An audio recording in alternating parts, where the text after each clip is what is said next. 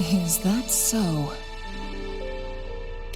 So this file confirms that the chronosorters are artificial resonance objects. They activate when hit with a strong impact to create the corresponding resonance effects. And this also answers my previous question. The chronosorters rewind time through resonating with the Sentinel. No, it was nowhere near enough.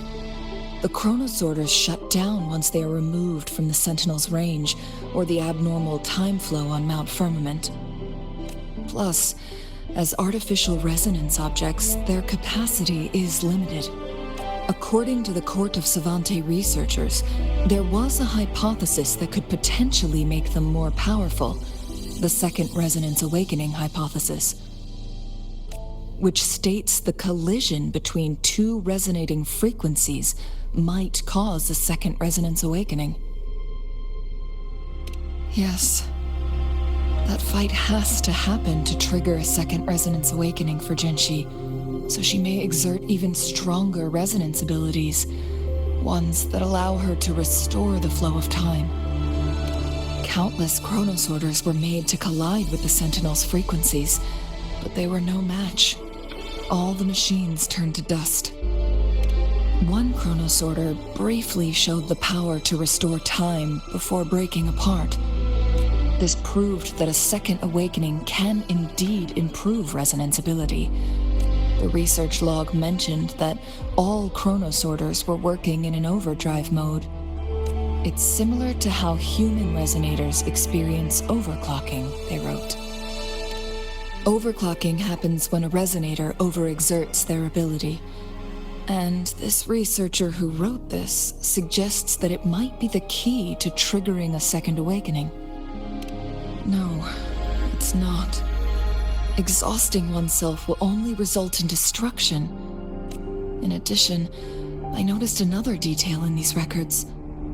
The chronosorters required manual control, while the Sentinel Jue appeared to be under someone else's command. In the only incident of success, just as the chronosorter was about to break down, that peculiar visitor gave an order to the Sentinel. And the Sentinel successfully transferred some kind of energy to the chronosorter thanks to that order.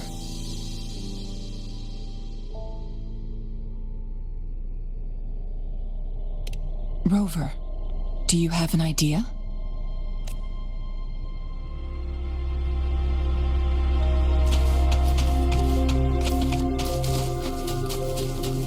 Jinshi.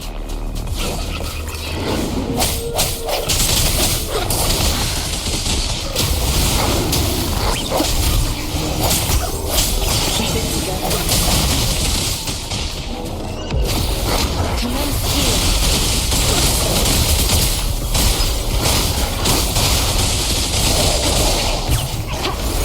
Embracing change.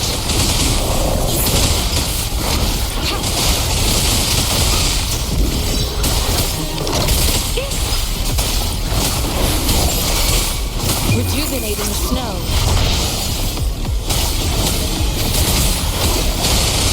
Acceptable damage. Embracing change. Acceptable damage. I can handle this. Let me be your queen. Tempest! Storm, hear my command!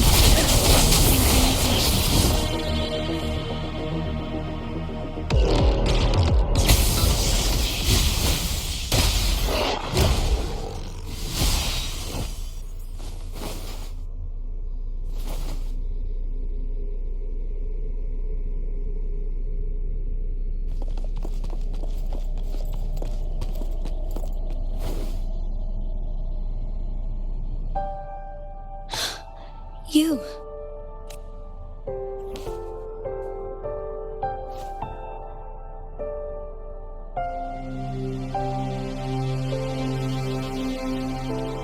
Don't worry. Rover is special. The temporal disruption can't hurt her.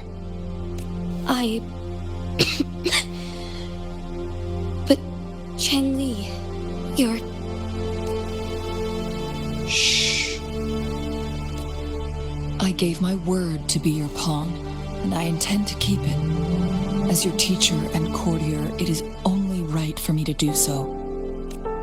And let's not forget, without me playing the Wayfinder for Rover, we wouldn't even have her here. Rover has a strong connection to this place. You need her help to resolve Mount Firmament's crisis. But we already owe Rover a lot.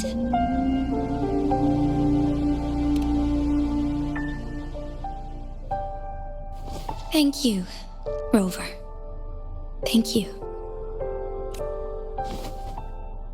Rover, I will do everything I can to rescue the Sentinel as soon as possible.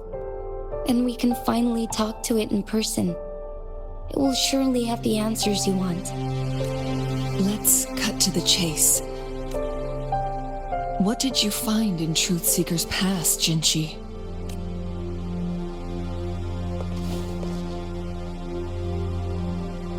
According to the Court of Savante's records, the Sentinel was already injured upon its arrival at Mount Firmament. As time passed and its condition worsened, the flow of time became unstable here, causing temporal disruptions that could potentially threaten Jinzhou. Only the Sentinel's appointed resonator can restore its temporal mandate. Their records indicate a solution. To reverse the rapid aging effect from temporal disruptions, I must deliberately collide with the Sentinel's resonance power during combat, triggering my second resonance awakening. That will enhance my power beyond its limits. Let's say you can achieve all that, but Jinchi, do you understand what is at stake for yourself? I understand. I share a resonance connection with Jue, but I never took the time to truly get to know it. I've been blind to its suffering for so long. Sentinel Jue has been guiding us since the city's founding with its wise words and well-crafted decisions. The temporal disruptions we face are just a side effect of its efforts to protect local people. Without the Sentinel blocking out tacit discords through its time manipulation power, Jinzhou would be a barren wasteland today. So what do you plan to do, Jinchi? If the Sentinel's condition is indeed incurable, nobody knows how far the temporal disruptions will continue to spread. Today it's Mount Firmament, but tomorrow it could be all of Jinzhou. I will. If it truly comes down to that, I'll fulfill Jue's prophecy myself. It's the only way to save Mount Firmament, protect Jinzhou, and help the Sentinel. Have you thought about the consequences, Jinchi? Trying to trigger a second awakening by fighting the Sentinel, it could make you overclock at any moment. We both know what that means. You could lose your mind forever, or even disintegrate into dust. You don't want to end up like those chronosorters, shredded under immense pressure. On top of that, do you honestly believe you can fight in your current condition? I can see right through your facade, Jinchi. You're essentially committing suicide at this point. You're one to talk, my teacher. I learned from the best. When have you ever backed down from risking your life for what you believe in?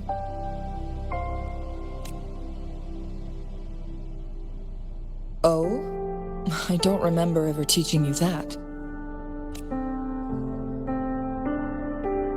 We all die eventually, but we need to stay alive as long as we can to achieve more. Jinchi, you must live and inherit the Sentinel's power. Then you can save and protect these people for years to come. Changli,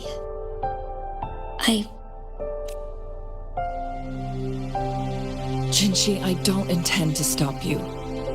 I know you've made up your mind. That's why I brought Rover here. You may have already guessed it. Rover is indeed the hero who fought by our Sentinel's side during Jinzhou's early days. She's also the mysterious visitor spoken of in tales about Mount Firmament. All evidence we've gathered points to this being true. If anyone can help us with the situation at Mount Firmament, it must be Rover.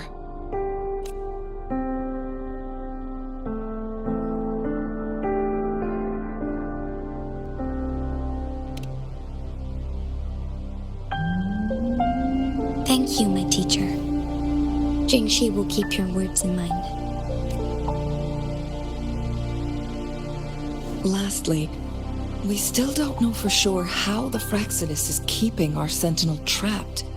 This will determine if you can actually meet it face to face.